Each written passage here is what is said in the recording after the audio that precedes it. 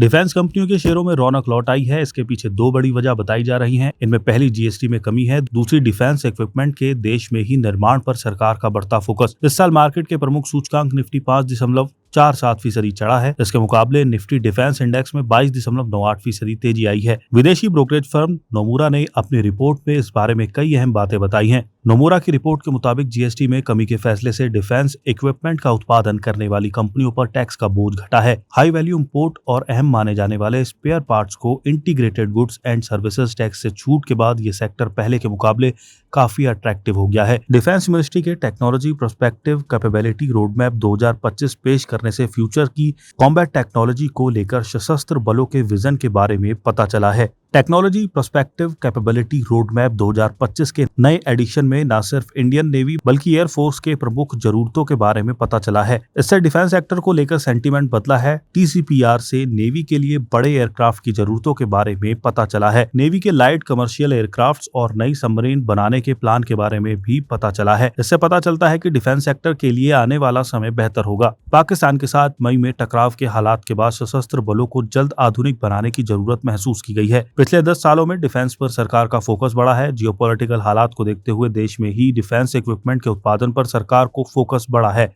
इससे डिफेंस के क्षेत्र में निवेश बढ़ेगा। पिछले कुछ सालों में डिफेंस बजट में काफी इजाफा हुआ है। 2014 के मुकाबले ये 2.6 गुना बढ़कर FY26 में ये 6.81 लाख करोड़ रुपए पहुंच गया। सरकार डिफेंस कंपनियों को एक्सपोर्ट बढ़ाने के लिए प्रोत्साहित कर रही है। FY25 में डिफेंस एक्सपोर्ट बढ़कर 23,622 करोड़ रुपए तक पहुंच गया। डिफेंस सेक्टर का कुल प्रोडक्शन भी FY20 के 79,071 करोड़ रुपए से बढ़कर FY25 में 1,50,590 करोड़ रुपए हो गया।